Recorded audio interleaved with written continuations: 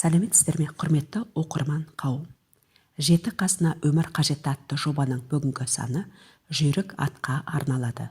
Дәлірек айтсақ, қазақы жылқы түрлері адай мен жабы туралы болмақ.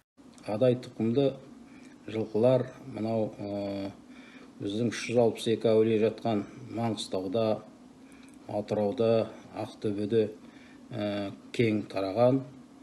Қазір жалпы Қазақстан бойынша бұл жылқы тұқымы өсіп өнуде. Адай жылқылары нағыз қазақтың қазанаттары, жауынгер жылқылар. Аталарымыз айтады, ер қанаты қазанат деп. Сол нағыз қанатты тұлпар осы адай жылқылары. Адай жылқысы бойы биік, өзі сұлу, мойыны ұзындау, шоқтығы да биік, арқасы мен сауыры ұзын әрі салыңқы, етсіз аяғы жуан, құйма тұяқты болып келеді. Жүйріктері ұзаққа шабады. 40-50 километрге шаршамай еркін жетеді. Ең бастысы 100 шақырымға дейін суарылмай жүре алады. Демек, Қамбар ата түлегіне бұдан асқан баға жетпесе керек. Адай жылқысын өсіретін шаруашылық қожалығы артып келеді. Қазақтың адай жылқысының тұқымын көбейтетіндерге мемлекет тарапынан қамқорлық көрсетіліп, арнайы субсидия төленіп келеді. Соңғы кездері адай жылқылары тәуелсіз Қазақстанның көк байрағын биікке көтеріп, айтулы жарыстардан алтынмен оралып жүр. Міне, осындай өзімізде бар керемет асыл тұқымда жылқыларымызды біреу білсе, біреу біле бермес.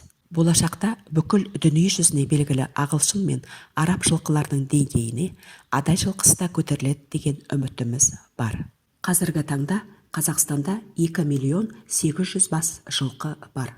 Соның 95% жергілікті қазақы жылқы. Қазақы жылқы тұқымының бірі жабы жылқысы. Бұл байырғы қазақ жылқыларының бір түрі. Ең бастысы біздің аталарымыз бұны етке пайдаланған.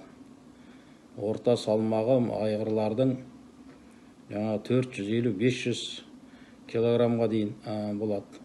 Қазақстанның оңтүстік шығысында және оңтүстік батысында көп таралады.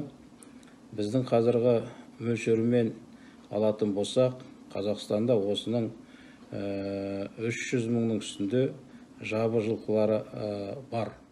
Жылқы шаруашылығын жақсы дамытып отырған өңірлердің бірі Шығыс Қазақстан. Аталмыш түлік түрі асылдандыру ісі де біртіндеп жолға қойылып, бүгінгі таңда облыстың 10 аудан қаласында асыл тұқымды қазақ жабысын өсіретін 30 шаруашылық құрылған. Жаман кісі жақсыға малы менен тең болар, арғымаққа жабы ат, жалы менен тең болар деген сөзден ақ жабы жылқысының маңыздылығын аңғаруымызға болады. Құрметті оқырман, Қамбар ата түлігі жайлы көбірек білгіңіз келсе, кітапханамызға келіңіз.